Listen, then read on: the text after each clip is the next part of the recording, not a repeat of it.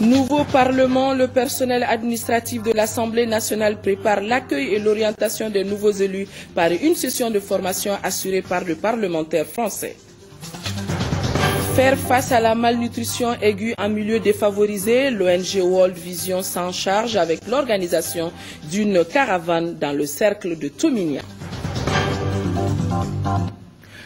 Nous sommes mercredi 4 décembre, mesdames et messieurs, bonsoir et bienvenue dans ce journal que nous ouvrons par le communiqué du Conseil de cabinet. Le Conseil des cabinets s'est réuni aujourd'hui, mercredi 4 décembre, dans la salle de conférence de la Prémature et c'était sous la présidence du Premier ministre, chef du gouvernement, Oumar Tatamli. On a sur ce plateau Ibrahima Djombélé. Bonsoir Ibrahima Djombélé. Bonsoir Aroé Touré. Avec vous donc, lecture du communiqué du Conseil de cabinet. Voilà, tout à fait, mesdames et messieurs, bonsoir. Après examen donc d'un point inscrit à l'ordre du jour, le Conseil des cabinets a entendu une communication écrite du ministre de la Réconciliation nationale et du développement des régions du Nord relative au rapport général des assises nationales sur le Nord, dans le cadre de l'établissement d'un dialogue national entre les citoyens pour enclencher le développement des régions du Nord. Le président de la République a instruit le gouvernement d'organiser les assises nationales sur le Nord en vue de discuter, de débattre et d'échanger sur toutes les questions qui préoccupent la nation. En exécution de ces instructions, le gouvernement a organisé à Bamako les 1er, 2 et 3 novembre 2013 les assises nationales sur le Nord. Ces assises, longtemps attendues par les Maliens, visent à impulser le changement de mentalité et de comportement et bâtir un Mali nouveau, réconcilié avec son histoire, ses valeurs traditionnelles positives, un Mali résolument tourné vers l'avenir et déterminé à créer une nouvelle société fondée sur le travail créateur de toute la nation, sur la justice sociale et le bien commun. Les assises du Nord ont permis une large participation de toutes les couches de la nation. Elles ont également permis de renforcer la confiance entre tous les Maliens, de faciliter le dialogue inter et intracommunautaire et de nouer le dialogue avec les groupes armés et avec tous les autres acteurs de la crise affectant le nord du pays. Le Conseil de cabinet a procédé à des échanges sur les recommandations formulées par les participants pour une prise en compte des préoccupations des populations dans la mise en œuvre des actions et des projets dans la région du Nord. Le Conseil a également entendu une communication du ministre de l'économie et des finances relative à la situation de l'approvisionnement du pays en produits pétroliers, une communication du ministre de la Sécurité relative à la situation sécuritaire sur l'ensemble du territoire, une communication du ministre du Commerce sur la situation des stocks et des prix des produits de première nécessité durant la semaine du 25 au 29 novembre 2013, une communication du ministre du Logement relative à l'organisation des cérémonies de remise des clés des logements sociaux à San, Koutiala, Douila, Kolokani et Nyono, une communication du ministre de la Promotion de la Femme, de la Famille et de l'Enfant relative à l'organisation de la Journée internationale de lutte contre les violences faites aux femmes et aux filles et les 16 jours d'activisme, une communication du ministre de la Santé et de l'Hygiène publique sur l'évolution de la situation épidémiologique et des actions de riposte aux maladies à déclaration obligatoire et à potentiel épidémique de la semaine du 25 novembre au 1er décembre 2013, et une communication du ministre de l'Artisanat et du Tourisme relative à l'organisation de la 9e édition du Salon de l'Artisanat et du Tourisme à Montreux, en France, du 6 au 15 décembre 2013, dont l'ouverture sera placée sous la haute présidence du président de la République, Ibrahim Boubacar Keïta. Merci Ibrahima Djombélé. Vous allez rester avec nous pour suivre lecture de ce communiqué du gouvernement. Le gouvernement du Mali informe l'opinion publique nationale et internationale que dans la nuit du 3 au 4 décembre, le juge d'instruction du 2e cabinet du tribunal de première instance de la commune 3 du district de Bamako a fait procéder avec l'aide de la police scientifique du service d'investigation investigation judiciaire de la gendarmerie nationale en présence du procureur général près la cour d'appel de Bamako et du ministre de la Justice garde des Sceaux à l'exhumation de 21 corps dont certains en tenue militaire retrouvés dans une fosse commune dans la commune rurale de Djago, non loin de l'usine de cimenterie. L'exhumation, vous le voyez sur ces images, a été ordonnée dans le cadre du dossier ministère public contre Issa Tangara, Amadou Ayasanogo et autres pour enlèvement de personnes et complicité consécutifs aux événements du 30 avril 2012 survenus à Bamako. L'information judiciaire se poursuit en vue d'identifier ces corps et de situer les responsabilités. L'opinion sera informée en temps utile des développements ultérieurs de ce dossier. Nous restons dans le domaine militaire. Le président de la commission de dissolution et de liquidation du comité militaire de suivi de la réforme des forces de défense et de sécurité communique. Dans le cadre des opérations de liquidation et de dissolution du comité militaire de suivi de la réforme des forces de défense et de sécurité, un organe liquidateur a été mis en place au siège de la direction des ressources humaines du ministère de la Défense et des anciens combattants, à l'ACI 2000 près de la Canam. Par conséquent, il est porté à la connaissance de tous les créanciers du comité militaire de suivi de la réforme des forces de défense et de sécurité à se présenter à l'organe liquidateur muni de pièces justificatives, bons, factures, contrats pour une prise en charge et cela avant le 15 décembre. Pour toute information complémentaire, des numéros sont disponibles. 20 22 18 25 ou 76 41 82 95.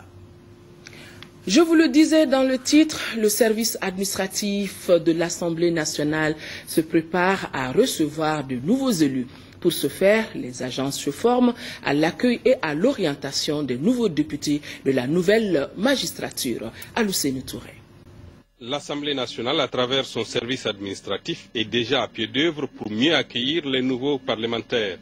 Pendant 5 jours, les agents de l'Assemblée se familiariseront avec les rôles futurs qu'ils sont appelés à jouer pour une bonne intégration des nouveaux élus. Il s'agit en fait de les aider à concevoir tout le planning des opérations préparatoires à l'accueil et en même temps le déroulement des opérations d'accueil le jour même où les députés pourront nouvellement élus entrer la première fois à l'Assemblée nationale malienne. Les agents de l'Assemblée prennent leur rôle très au sérieux et espèrent être à même de combler les attentes des nouveaux venus.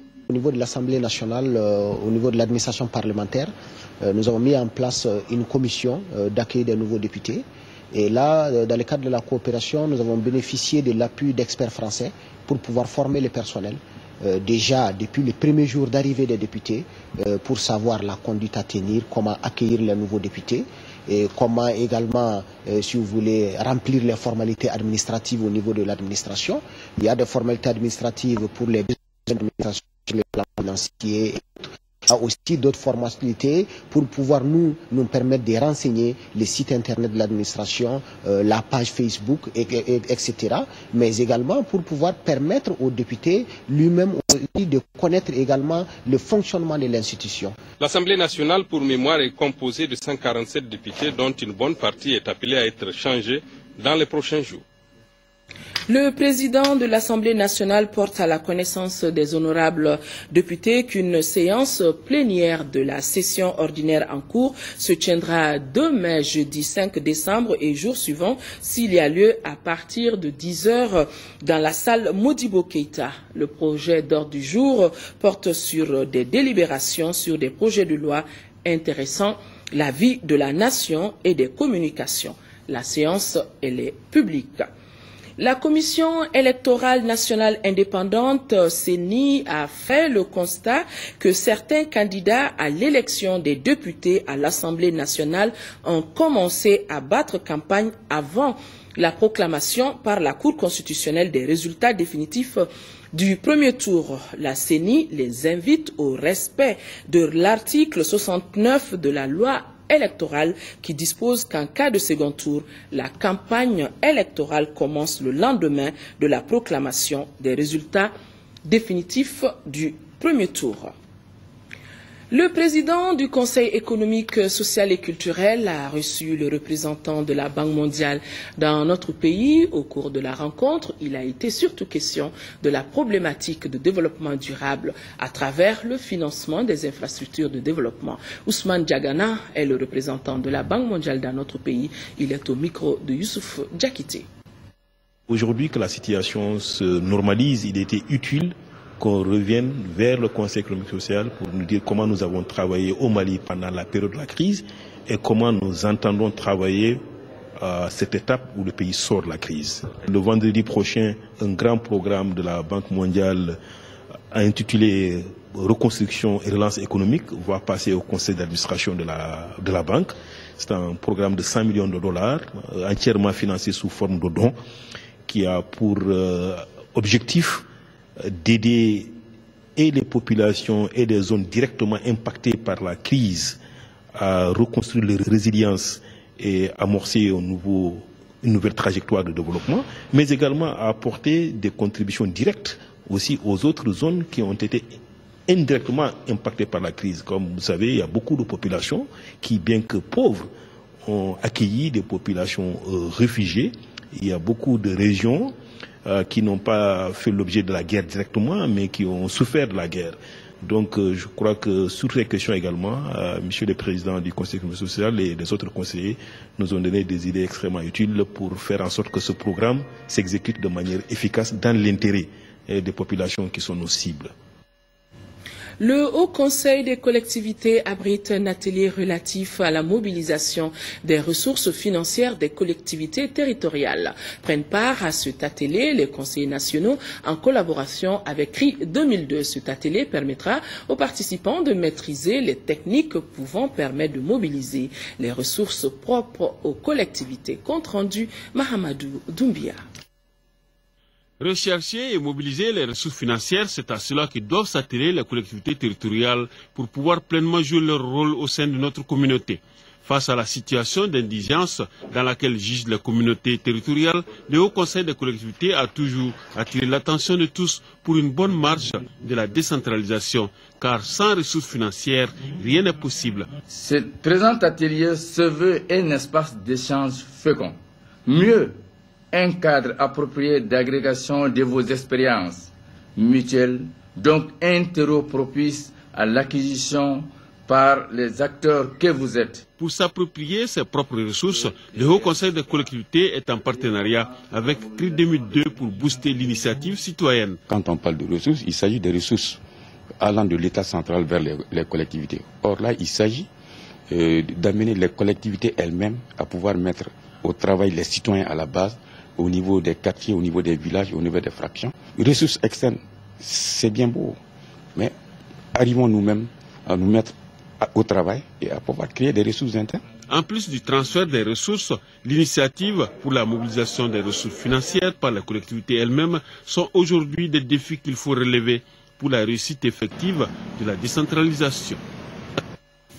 Le Mali, à l'instar de la communauté internationale, va célébrer demain 5 décembre la journée internationale des volontaires. Instituée par les Nations Unies en 1985, cette journée est l'occasion annuelle de communion et de concertation autour du volontariat. À cette occasion, voici le message du ministre de la Jeunesse et des Sports, Mamadou Gaussou Diarra, recueilli par Al-Jumatina.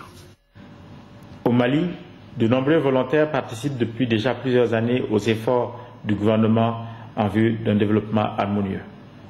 Depuis 2011, 100 jeunes volontaires répartis entre les centres régionaux de Caille, Sikasso et Mopti s'évertuent chaque jour à apporter des appuis multiformes aux communautés à la base dans des domaines variés comme la santé, l'éducation, l'eau, l'hygiène, l'assainissement, l'appui aux collectivités décentralisées.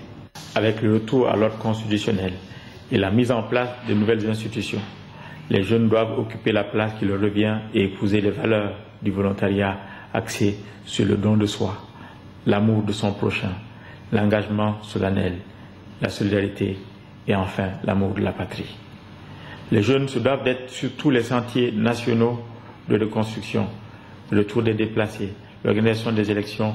Ils doivent être actifs chaque jour à travers le monde dans tous les domaines pour agir et apporter des changements concrets.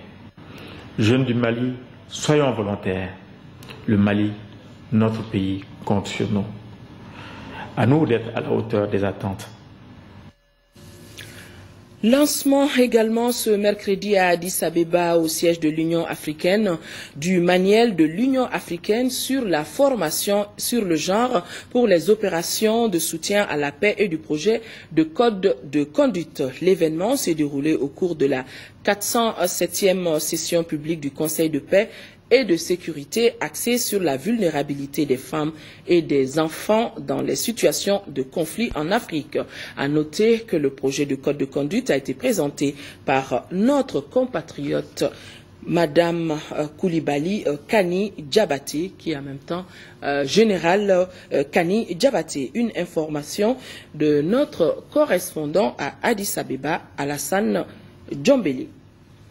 L'Olympe Hotel ici à Bamako a abrité un atelier international d'échange de pratiques sur la démocratie participative entre les structures de concertation des collectivités partenaires. Organisé par la mairie de la commune 5, cet atelier a regroupé les représentants des communes de Caille, Dakar, Nouakchott et Évry en France.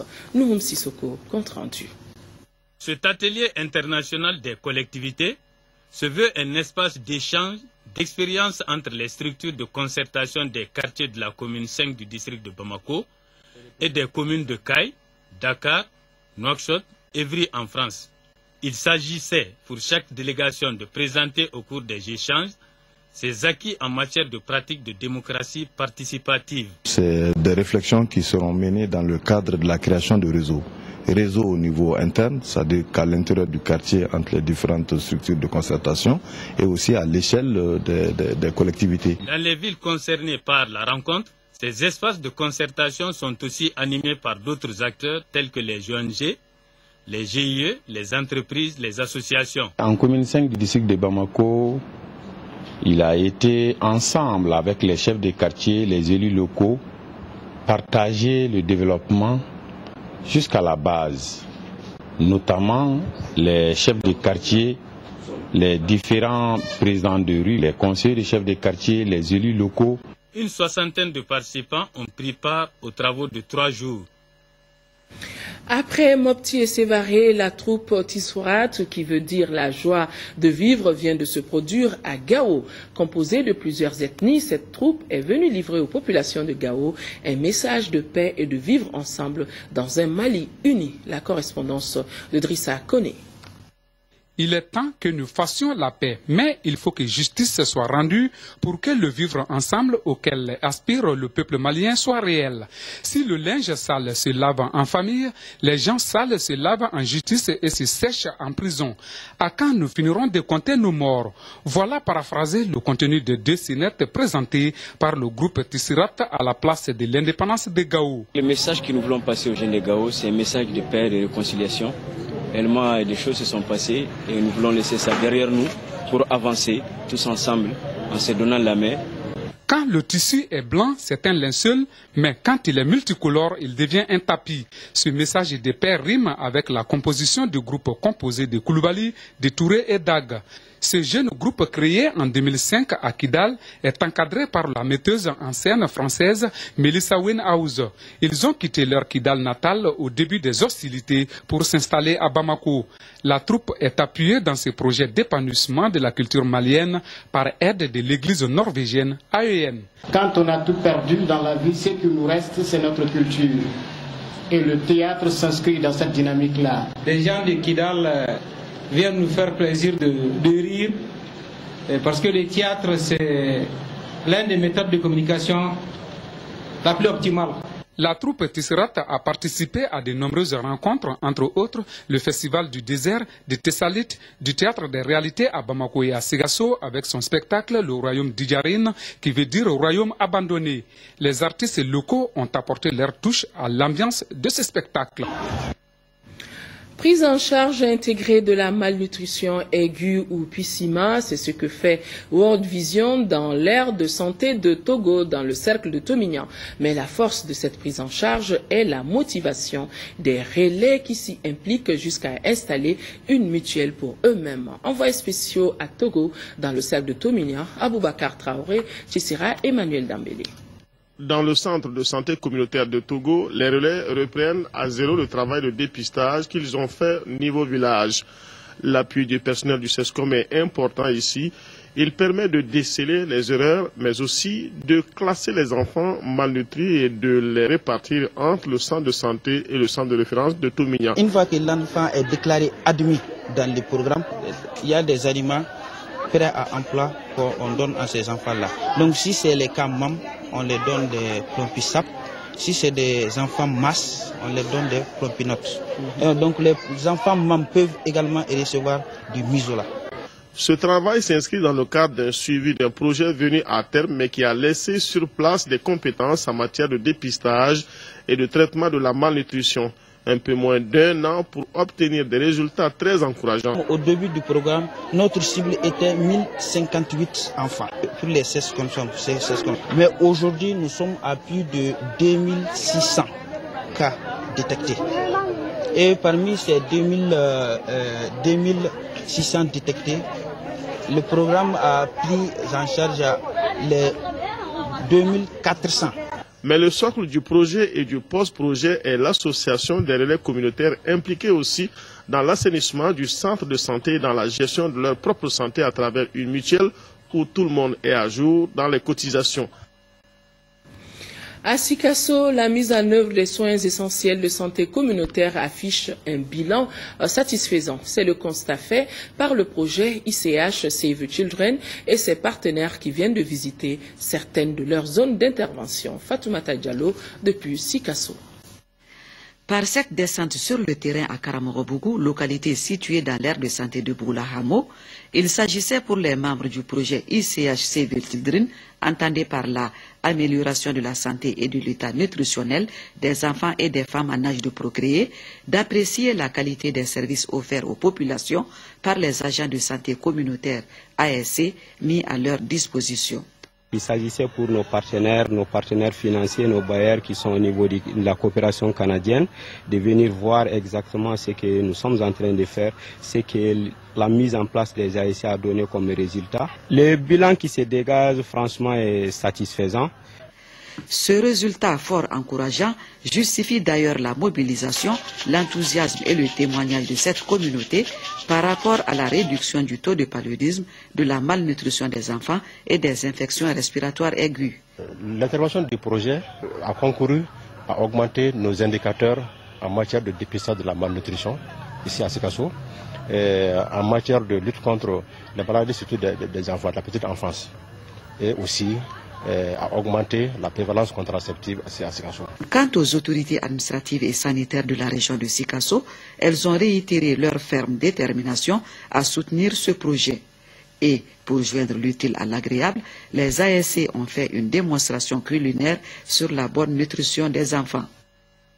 Un mot de l'actualité hors de nos frontières. Les Nations Unies viennent de lancer officiellement à Goma, dans l'est de la République démocratique du Congo, le premier drone. Drone, c'est un avion qui n'a pas de pilote, un avion donc jamais utilisé par une mission des Nations Unies. L'appareil a été présenté à la presse en présence du chef des opérations de maintien de la paix des Nations Unies et de plusieurs diplomates. Cet engin est le premier avion sans pilote participant à une force d'intervention de l'ONU. Il a été présenté mardi à la presse et aux diplomates sur la base de Goma, dans le Nord Kivu. Il équipera la MONUSCO, mission des Nations Unies pour la stabilisation de la RDC, dotée depuis quelques mois d'un mandat offensif. Les Nations Unies sont entrées dans le 21e siècle du point de vue technologique. C'est quelque chose que nous n'avons jamais eu mais c'est utilisé maintenant par beaucoup d'armées dans le monde et beaucoup d'organisations. Je pense que nous devions l'avoir pour permettre à nos hommes de faire un meilleur travail. Long de 5 mètres, ce drone a été fabriqué par une filiale du groupe italien Finmecca. Non armé, il n'aura que des missions d'observation et il devrait permettre de surveiller les différents groupes rebelles qui pullulent dans la région, même après la défaite du M23. Il devrait aussi être utilisé pour contrôler les frontières avec le Rwanda et l'Ouganda, accusés de soutenir différentes factions, mais des observateurs locaux restent sceptiques. Les drones qui les contrôlent, ce n'est pas les Congolais. C'est des individus comme vous et moi, qui peuvent tromper l'opinion, qui peuvent être corrompus par les Rwandais et les Ougandais et donner des faux rapports. Il faut qu'il y ait d'abord une armée congolaise qui va ratisser là-bas. 5 appareils de ce type vont bientôt voler pour la MONUSCO. Ils pourraient être déployés aussi en Côte d'Ivoire et au Soudan du Sud si l'expérience est concluante. La section syndicale des douanes du Mali, vous l'aurez compris, nous retrouvons ainsi l'actualité nationale. Je disais donc la section syndicale des douanes du Mali a tenu aujourd'hui les travaux de la commission de conciliation mise en place le 2 décembre dernier. À l'issue des travaux, elle a fait une déclaration dans laquelle elle suspend son mot d'ordre de grève de 48 heures prévu à compter de demain. La déclaration nous est livrée ici par Issoufi Daga Maïga, secrétaire général adjoint de la section syndicale des douanes du Mali, au micro de Mohamed Ould Mamouni. À l'issue des travaux, il a été arrêté ce qui suit. La non-satisfaction du bénéfice du droit à la dotation en 2011 et 2012 et la tentative de récidive de cette violation du droit à l'habillement en 2013. Le gouvernement s'est engagé à satisfaire la dotation en tenue au titre de 2013 d'ici le 31 janvier 2014 au plus tard. S'agissant des dotations en tenue de 2011 et 2012, le gouvernement s'engage à ouvrir des discussions ultérieurement avec le syndicat. Les insuffisances nocives au bon déroulement de la gestion harmonieuse du personnel, à savoir le non-redéploiement des agents ayant dûment leur arrêté de régularisation. La question ayant déjà eu un début de solution, l'administration des douanes et le syndicat se sont engagés à finaliser le dossier.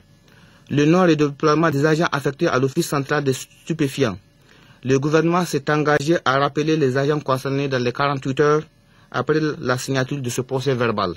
La redéfinition du programme de formation initiale, durée de formation à savoir 9 mois et le bénéfice de bonification d'échelon. L'administration des douanes s'est engagée à suspendre les formations en attendant de convenir avec le syndicat des conditions de déroulement et des critères de sélection des auditeurs. Le blocage de l'annexe rectificatif du statut particulier des douanes. Le dossier étant programmé pour le comité de coordination des secrétaires généraux du jeudi 5 décembre 2013, la commission recommande au gouvernement d'adopter le dossier en conseil des ministres dans un délai raisonnable. Le manque de volonté du département à réagir favorablement et diligemment à l'aboutissement des résultats de la commission mise en place pour la relecture du décret 02-299/PRM du 2 juin 2002 et ses textes subséquents. Le gouvernement reconnaît la légitimité de la revendication de la section syndicale des douanes. La commission de conciliation engage le ministre de l'économie et des finances à recevoir le syndicat dès son retour de voyage dans la journée du jeudi 19 décembre 2013. Le syndicat sera informé au moment opportun de l'heure de la rencontre. En conséquence, le syndicat a décidé de suspendre son mot d'ordre de grève, fait à Bamako le 4 décembre 2013. Un bâtiment s'est effondré cet après-midi à Magnambougou face au Kanou, en commune 6 du district de Bamako, où une vingtaine de manœuvres étaient en plein travaux. Le bilan est de 8 blessés, dont un enfant. Ni les responsables du chantier, ni le propriétaire de la maison n'étaient sur le lieu au moment de l'arrivée de notre équipe de reportage. Sur place, le commissaire adjoint du 7e arrondissement était venu faire le constat. Il est au micro de Moussa Fane. Nous avons été informés par rapport à cet incident malheureux qui vient d'arriver. Immédiatement, nous avons dépêché une équipe, moi-même en personne avec le commissaire sur le lieu. À notre arrivée, nous avons constaté vraiment les désastres que vous voyez derrière moi. C'est un immeuble qui s'est effondré lorsque les manœuvres étaient en plein travaux pour faire la toiture, c'est-à-dire le béton. Donc la protection civile a été conviée aussi, avec une célérité arrivée. Et ensemble, on a pu extraire certaines personnes, notamment les manœuvres. Donc, ils sont un peu blessés. Ils ont été transportés à l'hôpital. Le nombre à peu près 8, dont un bébé. Malheureusement, à notre arrivée, on a trouvé que tous ceux qui peuvent être considérés comme responsables ont disparu des lieux, excepté ceux les gardiens qui étaient là. En 5e région, 19 blessés, 2 morts et un minicar endommagé. C'est le bilan d'un accident de circulation survenu dans la nuit de lundi à mardi 2 décembre environ à 5 km de Kona. Un minicar ayant quitté Douanza pour s'évarer avec 23 passagers. Le minicar a donc percuté un autre camion remorque près du village Ourefouné. C'est dans la commune rurale de Kona. Reportage Mustafa Doumbia. C'est au niveau du village de Ourofouné, à 5 km de Kona sur la route nationale 16, qu'est survenu cet accident de circulation dans la nuit du lundi 2 décembre aux environs de 21 h. Selon des témoins, un minicar 207 transportant 23 passagers en provenance de Douanza aurait percuté un camion remorque porte-char arrêté qui se dirigeait aussi vers Sévaré. Bilan, 2 morts, 19 blessés, le minicar endommagé. Immédiatement, les secours sont intervenus, aussi bien sur le plan sanitaire que de la protection civile. Cela nous a permis donc d'évacuer immédiatement tous les cas de blessés graves sur l'hôpital Sobino Dolo de Mopti. Au nombre de blessés, 12 légers ont été immédiatement conduits au centre de santé communautaire de Kona pour leur prise en charge. Parmi eux, 10 filles âgées de 13 à 15 ans. Les 7 autres blessés, dont 2 enfants, ont été admis au service des urgences de l'hôpital Somminé de l'eau de Mopti. Des enquêtes sont en cours pour déterminer les causes réelles de l'accident. Beaucoup de tristesse dans ce journal avec ce communiqué du ministre des Affaires étrangères et de la coopération internationale. Zebi Ould Sidi Mohamed informe l'opinion nationale et internationale du drame survenu hier soir à Tripoli, en Libye, au domicile du secrétaire agent comptable du Mali de suite d'incendie. Monsieur Toumani Keïta, secrétaire agent comptable, son épouse Kani Sangaré et leur fils cadet Cheikh Oumar Keïta sont tous morts par asphyxie. Aux familles durement éprouvées et à l'ensemble des travailleurs du département, le ministre adresse ses condoléances les plus émues et prie pour le repos éternel de leur âme. L'actualité sur un autre chapitre, dimanche dernier, le Centre culturel islamique d'Amdalaï a servi de cadre pour la mise en place du nouveau bureau de coordination de Fouta Djallon. Un bureau de 31 membres avec à sa tête El Haj Am Abdoulaye Ba conduira la coordination du Fouta Djallon dans notre pays. Reportage signé Abdul Karim Kaba. C'est désormais El Haj Abdoulaye Ba qui dirigera la coordination de Fouta Djallon au Mali. Fouta Djallon est l'association des ressortissants guinéens de la dite ville. El Haj Abdoulaye Ba Didoula est à la tête d'un bureau de 31 membres. Cette cérémonie marque l'investiture du nouveau bureau. Pour les 5 années à venir, le président compte rassembler tout le monde dans la paix. Il place son mandat sur le signe de la réconciliation de tous les Guinéens à l'image du Mali, la Haute-Guinée, la Basse-Guinée, la Moyenne-Guinée et la Guinée forestière. Il fera tout pour unir toute la Guinée et la Guinée sera une et indivisible. Dans son mandat, il va profiter pour que les 4 régions naturelles de la Guinée coexistent avec le Mali, dans l'harmonie, le Mali et la Guinée comme ils étaient dans l'histoire. Rappelons que Fouta Djallon, qui a une coordination au Mali, est une association apolitique. Elle a pour objectif d'organiser les ressortissants guinéens au Mali afin de contribuer au développement de leur village d'origine. Le Comité national olympique et sportif du Mali a tenu à son siège son assemblée générale ordinaire. Les délégués issus des 20 fédérations et groupements affiliés ont passé en revue le rapport d'activité 2012 en attendant l'assemblée quadriennale prévue pour janvier 2014. Compte rendu Siragatou Sissé. On ne change pas une équipe qui gagne. C'est fort de ce constat que le bureau sortant du Comité national olympique et sportif du Mali, CNOS, a présenté à la vingtaine de délégués, plus un groupement sportif, le rapport d'activité de l'année 2012.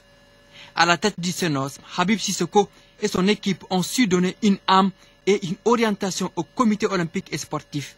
Des résultats jugés positifs. Tous les points inscrits à l'ordre du jour ont été lus, approuvés et adoptés par l'Assemblée générale ordinaire. Le comité exécutif s'est attelé à appliquer le programme de la solidarité olympique et le programme du comité exécutif du comité national. Il a réussi la participation de notre pays aux Jeux olympiques de Londres 2012.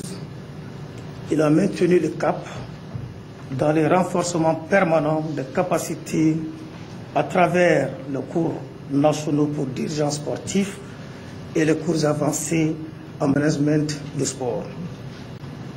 Pour la performance de leurs athlètes, les fédérations sportives nationales et les groupements sportifs ont contribué partout et en toutes les circonstances à sauvegarder le prestige du Mali. À l'heure où certaines fédérations ont changé ou confirmé leur numéro 1, le président du CNOSM en appelle toujours à l'union sacrée. Auparavant, une minute de silence a été observée à la mémoire de nos compatriotes tombés sur le champ de l'honneur lors des tristes événements de 2012 en nos jours. Les proches collaborateurs de l'écrivain Moussa Konaté, décédé le week-end dernier, se souviennent de l'homme. Tous les jours, des témoignages, hommages sont organisés en sa mémoire. Par les écrits, Moussa Konaté a fait découvrir à la face du monde son Mali natal, son beau et alléchant pays. Bankoni, un quartier populaire de Bamako. Des grappes de gamins, une vie qui grouille. Ici, Moussa Konaté était comme chez lui. C'est dans ce décor qu'il situe l'intrigue de son premier polar, l'assassin de Bankoni. Des crimes, une enquête du commissaire Habib, avec humour et truculence, il y dépeint les charmes et les travers de ce Mali qui lui est cher. Je suis parti sur un fait divers qui est un prétexte et qui me sert à montrer toutes les facettes de la société malienne. Ce n'est pas seulement le crime qui est important, c'est tout ce qui occasionne le crime, toutes les superstitions, toutes les croyances qui tournent autour du crime. Disparu à 62 ans, Moussa Konaté, c'était un sacré talent. Toute une vie consacrée à la littérature. Auteur d'une vingtaine de livres, il a touché à tout, le théâtre, le roman, l'édition. Une plume tendre qui savait aussi se faire acide, comme dans cet essai, son dernier ouvrage, Un cri de colère.